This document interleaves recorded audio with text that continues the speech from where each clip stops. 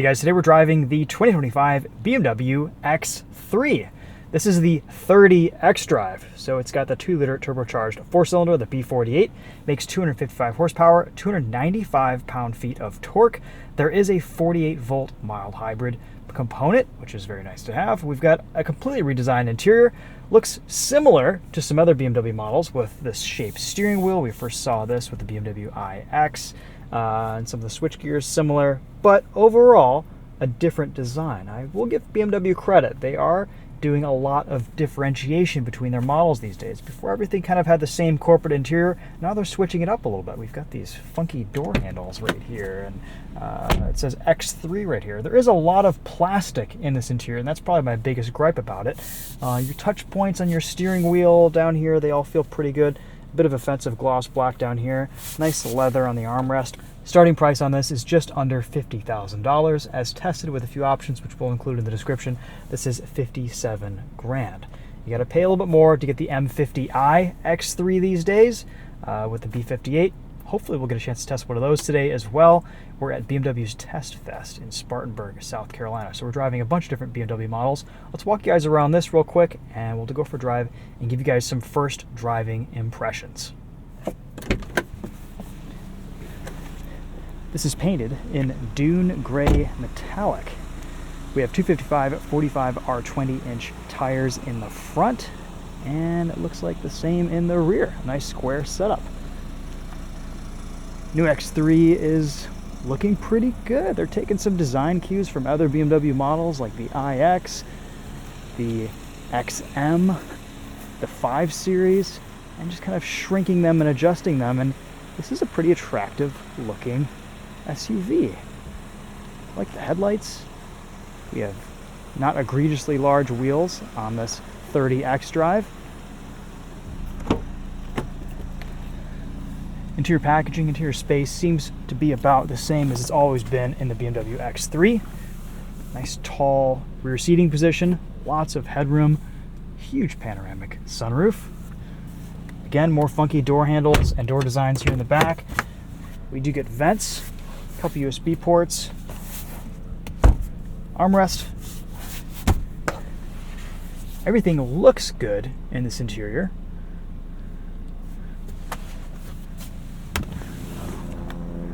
Easy to get in and out of, good egress.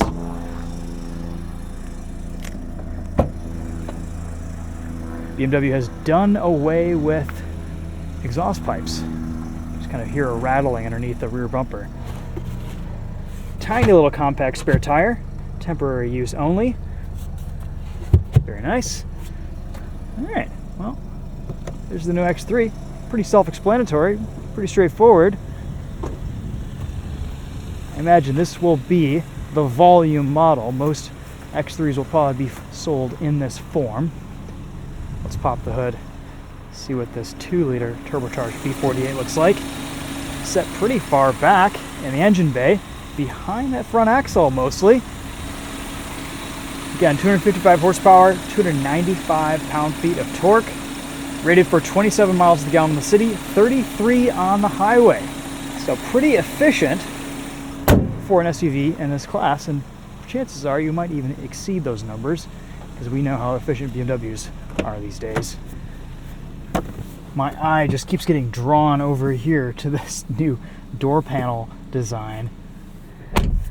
Got some fingerprint grease there on the plastics. 2 seat memory settings. Here's your vent control. You can control how much air is coming out of that side. More vent controls down here. Again, taken from some other BMW models. Wireless charging, 2 USB-C ports. Here's your key. Looks and feels very nice. And of course your iDrive controller. You've got some quick access buttons down here. Different drive modes, personal, sport, efficient, expressive. We might start off in sport mode, because we're about to hit some exciting back roads.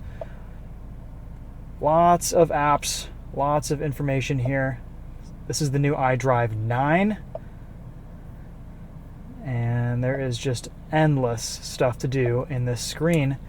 It seems to be a little bit less responsive as a touchscreen than I'm used to from BMW, but still It's pretty good. One of the best infotainment systems in the market in terms of response and speed. CarPlay connects wirelessly. You get a huge wide screen here for that. Yeah, see what I mean about the touch response? It's just not tack sharp. It's almost a little bit quicker using the scroll wheel. Oh well, let's set off. We'll turn on Waze here.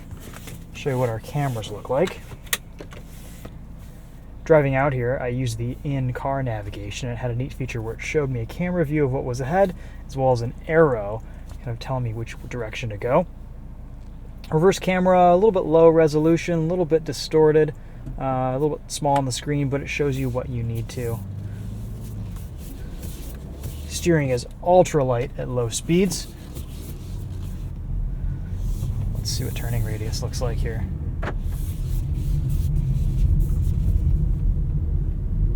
Pretty good. Good visibility forward, all the way around, no major blind spots here.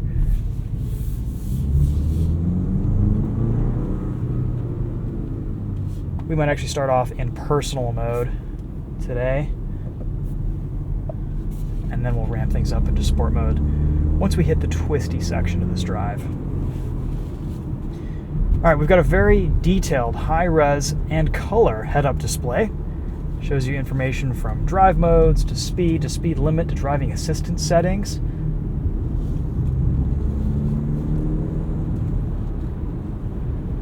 Engine is nice and quiet. You can hear a little bit of turbo noise in light throttle applications. Car is flat around a corner. Nice and smooth. Shifts here from the 8-speed automatic.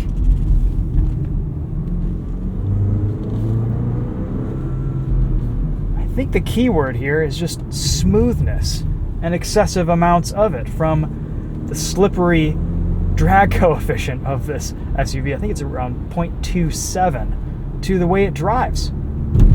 The steering, the suspension, the materials that you touch, it's all in keeping with the direction that we've seen from BMW these last couple years, and a lot of their EVs, and now their internal combustion engine vehicles.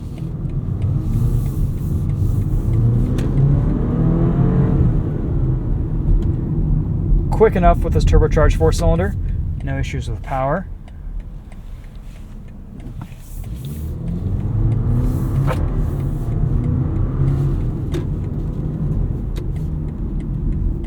Not the most inspiring sound from an engine. Pretty mundane, if I'm being honest. But people don't drive this spec BMW X3 for driving thrills. This is a commuter. This is kind of your regular, bog standard X3 that just takes you from A to B in comfort and some luxury. All right, now let's switch into sport mode and see where that takes us.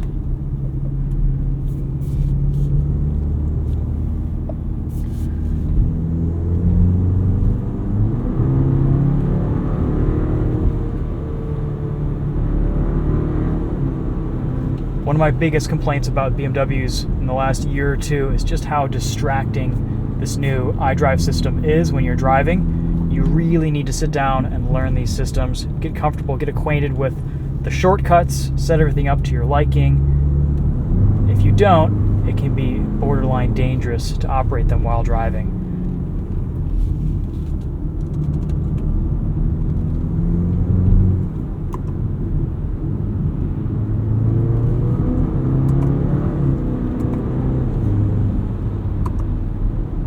Manual control there. BMW's doing their trick where they make the animation on the gauge cluster shift a little bit faster than in real life. It works. Ooh, handling here is awesome. Really sharp front end. Brake pedal feel is good. I can't believe how flat this is around a corner. There's barely any body roll at all. But yet ride comfort still remains good. Looks like we've caught substitute TOFR here in the M4 CS.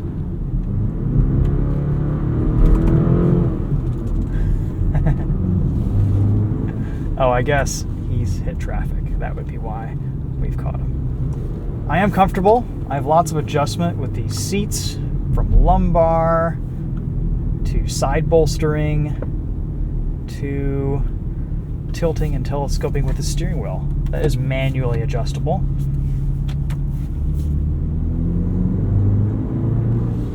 Driving position is good. I can see well. We'll go back into personal. And I doubt most people are going to be switching between drive modes often in their X3, but it was nice to have drive modes as kind of their dedicated switch, where you didn't have to have as many interactions with the button and the screen. BMW has not done a great job minimizing the number of clicks or taps in the infotainment with this new iDrive system. Climate control, though, is pretty good. That's a bit of an improvement. All seems to be pretty straightforward. And you've got your quick access icons down here that are all kind of frequently used things. Ultimately, there aren't any huge surprises here with this X3. This pretty much continues on in keeping with what BMW's done in recent years with some of their other models. It carries on the new design language with a bit of variety in the lineup, keeping things a bit fresh here and funky in some ways. This feels very modern, very kind of avant-garde in terms of its design language. It feels nice. I think ultimately the biggest disappointment is just the excessive use of plastics in this interior. There's just a lot of materials that don't feel 100% nice, but also, you know, there are some things that do feel good. Like, I like the shape of the steering wheel. It feels good in hand. It feels special. Nothing about this X3 feels inferior in some ways to other BMWs costing twice as much. The interaction points, your iDrive controller feels about the same as it does in all the models. There's some funky elements in here, like this side panel where you open and close the door. There's your wireless charging and water bottle holders down here that look kind of interesting, but I think it adds a bit of a flair to the cabin and a bit of excitement for this, being a new model year. So BMW is one of the few car companies this year coming out with completely new models, and this X3 is, again, this is one of the few non-refreshed vehicles. This is a whole new BMW. This X3 does have the driving assistance package, so we'll try to test out that some on the way home. And we'll see if we can hit a couple corners here when we have a good line of sight.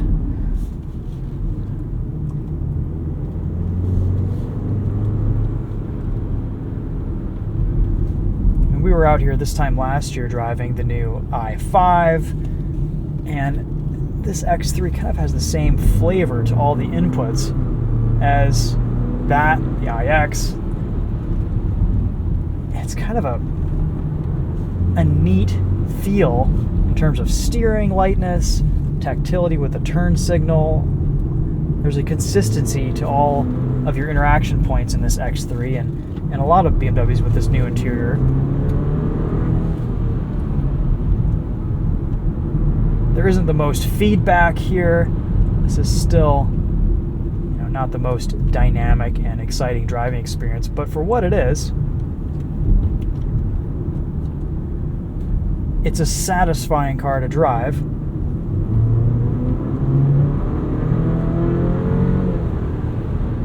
And given that this is the most mundane kind of pedestrian version of the X3, I'm still having a pretty good time behind the wheel. It feels sharp, small, light on its feet, nimble.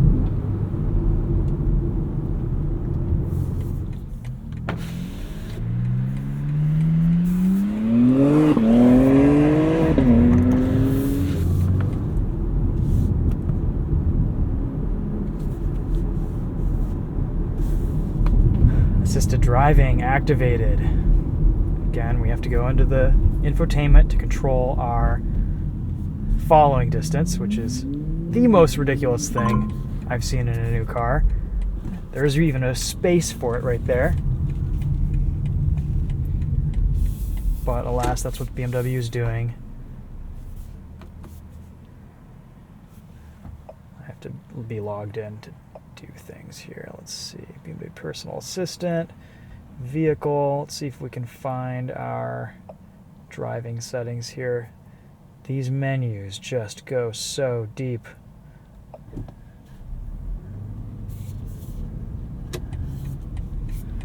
We're going to go back to CarPlay and do this sometime while we're parked. All right, well, we'll see how this assisted driving works on kind of a secondary road here. 55-mile-an-hour speed limit. We've got good lines. Seems to be doing a nice job. It's wanting me to put my hand on the wheel, but it does a good job sensing my touch. BMW has always been really good about that. Some of these driving assistance systems and with other brands, they'll want you to put your hands on the wheel, but they want constant torque being applied. BMW they just want you to rest your fingers on the rim, and you're in good shape. One surprise here is this X3 is very, very quiet at speed. There's virtually no road noise here.